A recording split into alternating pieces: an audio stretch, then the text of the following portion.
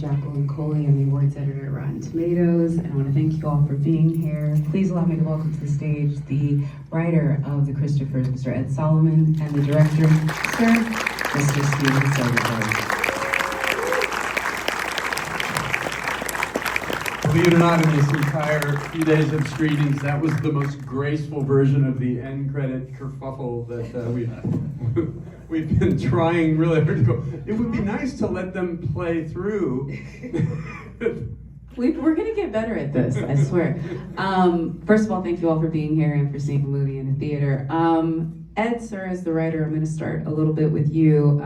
We just had a Q&A across the way, and I love that you had kind of confessed that, as they say, everything is autobiographical. You said this is a movie that you kind of been writing for decades, but started in earnest about a few years ago. So talk about the journey with The Christophers.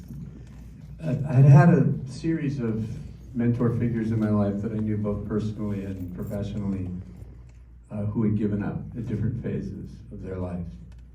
And it had always had a painful resonance for me.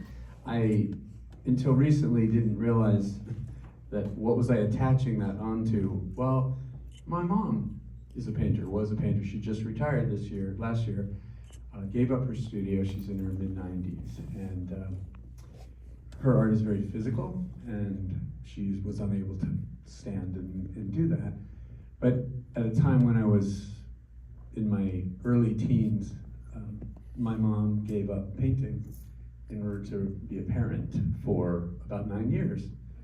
And it's funny because during the whole process when we were creating this whole thing, it never crossed my mind that this could be about my mother. Like it literally never crossed my mind. I had attached this onto these other figures in my life. And originally, when you say I was thinking about it for a couple of decades, that's when I started seeing these things happen to people that were older than me, but who had had big influences on me. And I had felt with a couple of these people, I had felt, God, I one day would love to write something that would re-inspire them to go back to what gave them fulfillment and purpose. It was always a fantasy of mine. So, this sort of transference from that idea onto this actor that I've revered literally my whole life. And then, we often talked about that opening monologue where the quote-unquote interview that Ian does where he speaks the entire time and then says, excellent interview. That on our second meeting, we met in a bar downtown in New York and talked about the idea originally, and came back a few weeks later. And it was one of those incredible experiences where I started talking, he finished the sentence, he started a sentence, I did, and I thought, holy shit, we are completely on the same wavelength. But that interview, I remember saying, so then he should be interviewing her, except it's not an interview. And he goes, he talks the whole time. It was that kind of conversation. And then for you, Mr. Steven Soderbergh, sir, I love how the idea of somebody, I think the way you put it is, at the end of it all, meeting somebody that could invigorate them, and that you were really sort of drawn to the generational back and forth of these two characters. I'd love for you to talk about your conversations with Ed, because I think you said that was like part of your first line with it. Yeah, I was interested in this idea of being at the end, but also that made me. I'm gonna skid over here for a minute. One of the things that was really fun and unexpected about what Ed came back with was something of a lost art, which is like the monologue. It's typically reserved for the end of the movie, where the antagonist explains why they've been like assholes for the previous 2 hours. And when I was growing up and watching things and being influenced by things, the monologue was like something that would happen. You know what I mean? Like it was people were writing screenplays in which characters would like go on these like runs of which people do in life. And it's kind of gotten lost, I feel like, in most movies. And what was really fun when I got to read what Ed was doing was the fact that like, oh, there's like monologues like and again, what I thought was great was it's typically Julian until Laurie at a key moment rolls up with a monologue that completely unwinds him. You know what I mean? It's a huge turning point in the movie.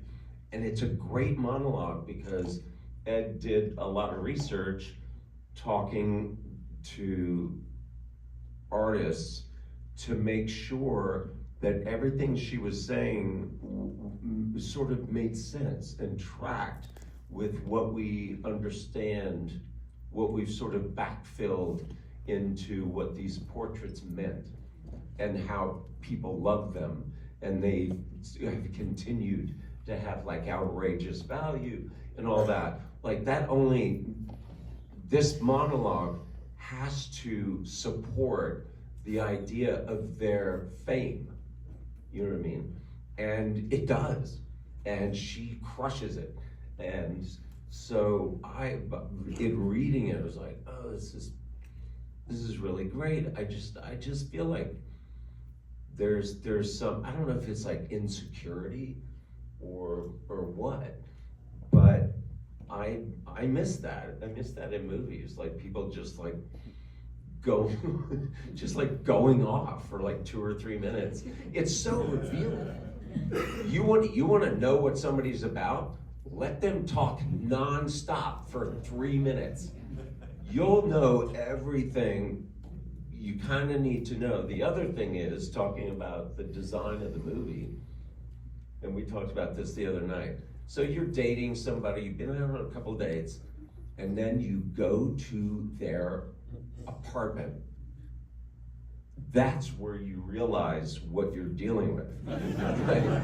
When you go into their apartment where they live, now you're like, oh. And that's what's fun about this is the physical. That's why the one sort of directorial trick that I indulged in on this film that I thought about was,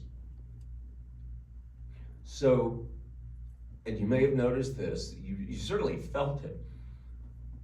As soon as you cross the threshold of his townhouse, the camera's handheld. Like it's, as soon as you are in there, you are destabilized. Every time you're outside the threshold, literally even outside the door looking in, you're in studio mode and the frame is stable. And that was just like a simple way to me to create this sense of like, man, when you're in this guy's house and he's there and he's alive, because when she goes back, when they all go back to the house and you're in the house, you're in studio mode. You're not handheld because Julian is gone.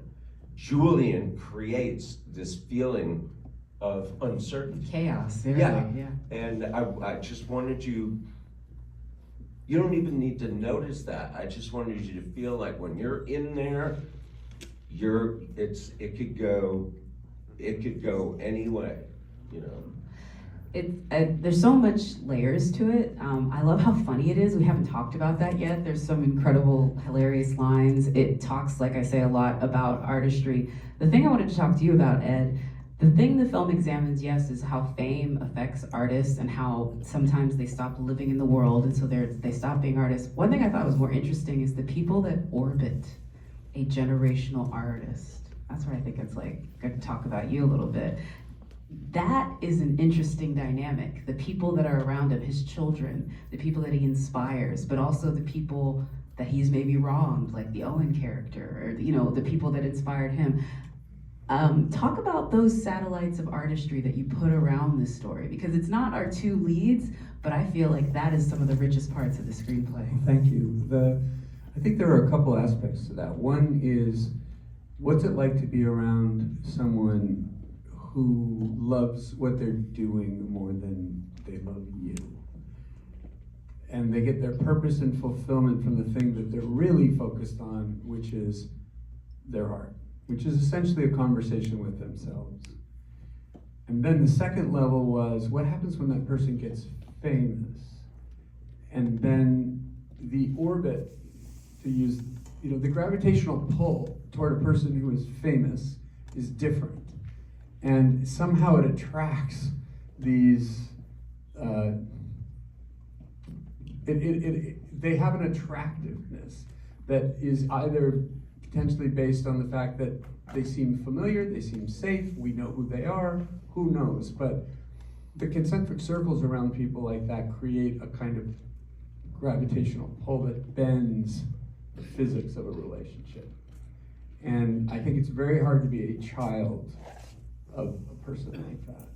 And a couple of these people that Steven and I were talking about that were, people in certainly in my life that I'd had various kinds of relationships with, they had gotten themselves trapped in a kind of prison of their own, prison of narcissism, where they were unable to really hold and see others. And they just sort of saw themselves as others saw them. And then when people started to turn on them, they got very confused about who they were, and felt this abandonment while not even understanding why, and couldn't understand their own role within that sense of being abandoned, and then blamed the people that they were doing things for, and then decided, I don't even do this, it's all stupid, and that was the stuff that I witnessed with quite a few people, to be honest, and was painful for me. Originally, I thought it was enough that she had been inspired by his work, and then observing him having given up, and then observing him in this, as Stephen was saying, getting to the house and going, oh my God, that person I hated, that person who I loved, then I hated, because she also had been rejected by him. That person is this person. And originally I thought it's enough that she was inspired by his work. But when I got into the meat of the story, I realized it's not enough. It after a little while, it becomes too abstruse and too cerebral. And that's when the notion, oh no, what if it was specifically they had a relationship that he wasn't aware of? And that's when the idea that, oh, what if she was actually on that show? Originally, I just thought Art Fight was kind of fun, and the notion, and a way to show how he'd become a big hack, basically, and given up while still wanting to be famous. But then I thought, oh wait, if they have a personal connection with each other, it changes the energy force between them, and that was an upgrade, to the story. Also, I just love that I think every creative person I know is like, his whole thing about the thing you're most known for is probably not the thing that you love the most. Like, I thought that was like such a bar. It's like, oh, if you want to talk to me about Art Fight, you can leave. I'm like, oh, I know people that are like that with certain movies. Mr. Steven Soderbergh said the art world, for folks that don't know, that's a very accurate portrayal of the art world and all of its idiosyncrasies about star making and how somebody can be, again, the next coming of whatever movement and then drift into obscurity. I'd be curious for you how you approached it from a practical standpoint, because in addition to making the actual paintings, I feel you both had an attention to detail to make the art world feel as it was at the time of sort of his heyday, but as well as what it is now, as we sort of see in the last parts of the film. So how did you approach bringing the art world into the story? Kind of by not showing it. You know, it was designed, honestly, to be centered around Julian's physical space. When you get into the gallery aspect of it and all that, it's hard not to have it feel like a parody and things that you've seen before, you know, and it didn't feel like it was really about that, you know what I mean? Like it wasn't about this issue of like, can you get into a gallery or not? The issues to us seemed more personal than that, and at the same time more philosophical. So I'm a big believer in restrictions, like having the size of the sandbox be kind of prescribed, so that you've just got to work within that. I think both of us feel like that's not a limitation, that there's actually a lot of freedom in that. If you know, like, it has to be this big, then you go, yeah, but I can go deep, really deep into it. That box has verticality and depth. It's not just a one-dimensional box. So I think that's how we were thinking. And it's interesting, we live in a world now where, and it's sort of touched upon in the film, but not deeply. There's some very, very talented painters out there who are having success by doing their work and posting it and having people respond to it. And 10 years ago, 20 years ago, 30 years ago, certainly, they probably wouldn't have been able to get into a gallery and have anybody see their work. And now, not only are people seeing their work, like, they're selling stuff and they're like making money because they're just posting their work online. And so, like I said, there's kind of a passing reference to that, you know, where he talks about like all art's online now and how do you judge it. But the fact of the matter is, there are a lot of artists reaching people that like their art through technology platforms that this never would have happened before. I think that's a good thing. And I think that's what I mean when I say it felt so authentic, because although you didn't go to galleries, I felt all these characters felt up in the world, and they felt real within the world, and they didn't feel like they were additions. They just felt like they were pages within it. We do have to get out of here. Apologies, and I'm going to ask you all to please hold your seats when we do leave so that they can get out of here. But another thing that I loved about the film, I would be remiss if I didn't mention our two leads.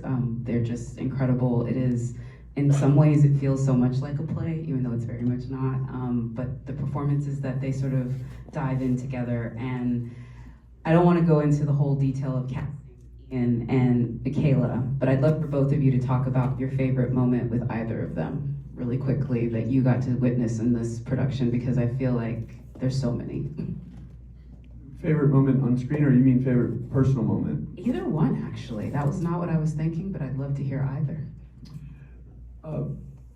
I find it amazing when Ian and Michaela speak about some script meetings that we had, and it's very lovely because they will say Ed was very collaborative. Now, I was raised through the lens of being a screenwriter, where you essentially work for 2 years and then hand something to someone and say, I hope this helps with your movie, good luck. And they do whatever they want with it. Ian and Michaela are theater trained, so their notion of big changes are to me like, oh my God, thank you, God bless you. I'm only going to work with theater actors going forward. I got my first email from Ian after he had read the script. Aside from saying, I very much want to do your movie, I don't understand a word of it, he said jokingly, I got another email that said, my dear, might you come to my house? I've got some script questions. Now, that is normally a big trigger, because normally that's, oh God, I'm gonna throw this away and have to start from scratch. And he was like, in this moment, Julian says doesn't, but I think he'd say does not. I was just going, oh my God, God bless you. My favorite moment was really watching the actors discover the role, turning the page, reading their lines for the first time, or coming onto the set and standing up and, Steven's method with this was very much, what would you do? You're in this space, where would you go? Would you leave your coat on or take it off? Like, show us what you would do and let them kind of do it. And then, he would then design it, within the language that he had already established for himself with the film, design the footage around that, the shots around that. But those are my favorite moments, when it's being discovered for the first time. Love that. And I'll give you the last word, sir. Oh, well, it's just, when you have people that roll up and their whole affect is like they've never been paid to do this before. You know what I mean? Like, they seem so excited and happy to be there. It just the whole vibe lifts up, and especially in the case of Ian, who's been doing this a long time, for him to roll up with that kind of attitude of like, this may be the first time I've been on a movie set, it's just inspiring. Like, it just gets everybody sort of in this place of wanting to be their best self and do their best work, and you want to be that. You know what I mean? Like, you wanna their ability to retain the enthusiasm of the amateur is just like incredibly contagious, and that's my memory of it, is just these two insanely talented people showing up every day as though you were just at like movie camp, and there's just a handful of us doing this. Like, that was just fun. Like, that was fun. If you have, and I'm sorry, because I know. No, go ahead. I'm sorry for, For keeping you here. You're keeping you here, yeah. I was Everybody's having a good thinking time. Yeah, when you have that attitude that Stephen's talking about, which is a kind of beginner's mind, let's say, to be, even if you've got 65 years of experience on stage, or in Michaela's case, 20 years, but there is a complexity and depth to the way the two of them take every moment that I remember seeing Itzhak Perlman in concert playing, and he was warming up. He was tuning. He pulled his bow across the string, and I started to cry.